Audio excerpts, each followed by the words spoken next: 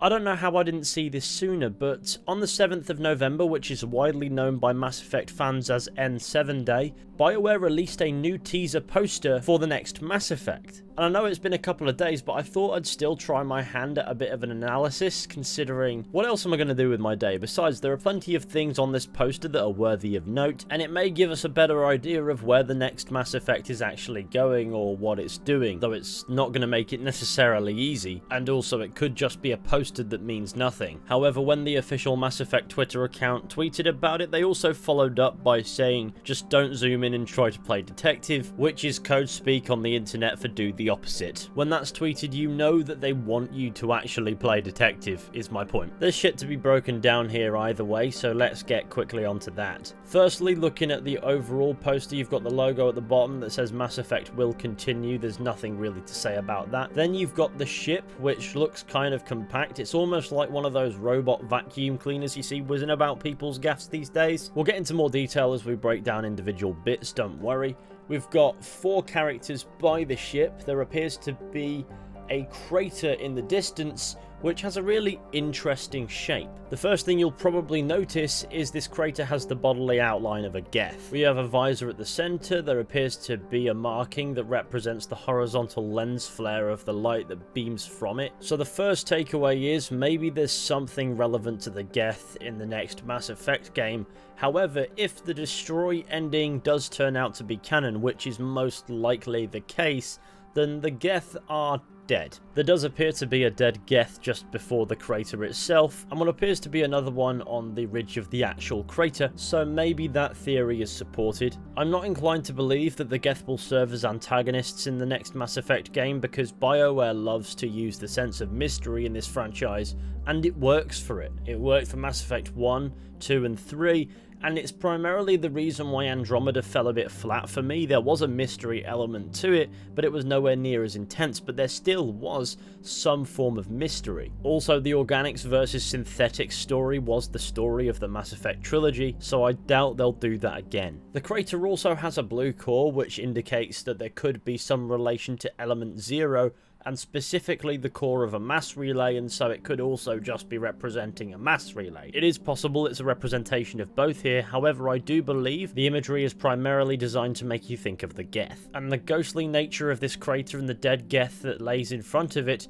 could be to suggest that the Geth are dead, and therefore the destroy ending is the canon ending. Now Mass Effect can springboard off the back of that in the Milky Way because there is an official canon ending. The destroy ending makes the most sense to be the canon ending because despite the indoctrination theory not being confirmed or even really entertained by BioWare too much, with I do believe BioWare saying at one point that the theory was cool but not by intention, the effect will still be the very same and that the destroy ending will be the fan favourite. Not that the word favourite applies when the ending is essentially you choosing the colour of the laser you're using to destroy the galaxy. The destroy ending, however, is also a little bit more open-ended. If you've got a high enough military strength, there's a suggestion that Shepard might survive. Not that I believe Shepard being alive or present is the best move for a Mass Effect game going forward in the Milky Way. However, my point is the destroy ending is the most ambiguous ending, so therefore it's more than likely the most creatively free as well.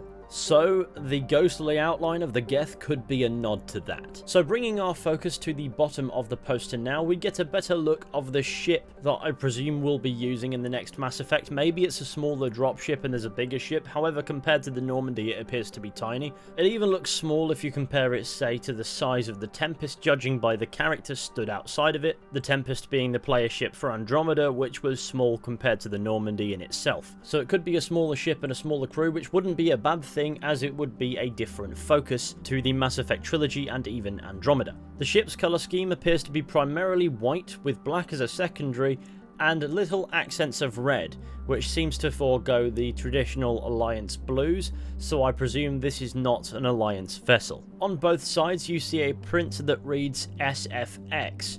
Maybe this is a nod to the project name before they decided to call the franchise Mass Effect, which was Science Fiction X, which makes me glad they eventually called it Mass Effect. Maybe it'll have a different meaning in the game, at least I hope it does. And I mean, it may even say something completely different come the time where this game is actually a thing. But maybe this could be a nod to Mass Effect winding its neck in and going back to its roots a bit. The ship also appears to be different to the one that was shown in some concept art they dropped a while back, like a year ago. And I mean, obviously that is concept art and this is a poster. I don't believe it's necessarily concept art, but you know what, it's probably all a concept at this point, so let's roll with it. I think the idea is that the ship is smaller than the Normandy or the Tempest, but hey, for the time being, that's all we've got to go on as far as that's concerned. Now, ahead of the ship, we have got 4 characters, the most obvious of which is what appears to be a big red Krogan, which makes me think that Wrex could possibly be making a return in this game. It's not too outlandish an idea, as we know that Liara is going to be in the game, and both Krogan and Asari are quite long-lived. I suppose the difference being Liara is quite young for an Asari in the Mass Effect trilogy, whereas Wrex is already quite old. Though considering what's known about Krogan biology in Mass Effect lore, it is speculated that perhaps Krogan can indeed live until they are killed, and old age could therefore be irrelevant, at least within the confines of the time frame we'll be looking at if Liara is still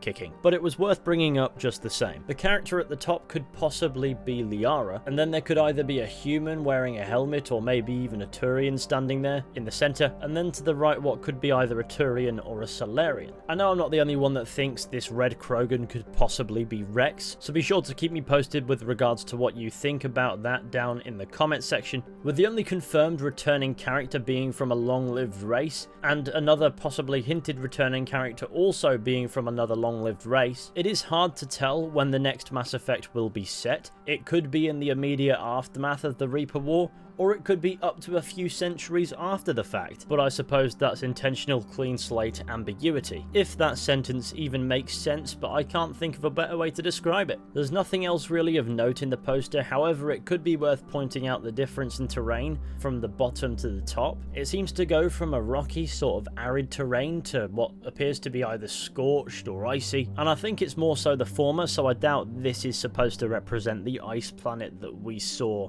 in the trailer from a year ago. But there's nothing else really to think about with regards to that at the moment. I believe it's meant to highlight the Geth shape above all else, but I wanted to address it at least somehow to avoid leaving that stone unturned. The big thing in this is obviously going to be that Geth imagery, which seems a little bit odd if it's meant to represent that the Destroy ending is canon, because I sort of thought the Dead Reapers in the trailer had already done that. But hey, maybe there's a nod to Andromeda in here too, as the Andromeda Initiative used Geth technology to research the Andromeda Galaxy. So if the Geth had that technology, who's to say that they were all killed in the Destroy ending? So maybe that too is food for thought. Anyway, you'll have to let me know your thoughts on any of this down in the comments section. I may be right about some parts, I may be wrong. At the moment, there's no way of telling. I doubt I'm right about all of it, and I also doubt I'm wrong about all of it. So be sure to let me know which parts you think make sense and which parts don't. After all, let's try to get a discussion going, because that's what the comment section is there for. I'm sorry I didn't catch this sooner. I noticed that it was posted on the 7th of November.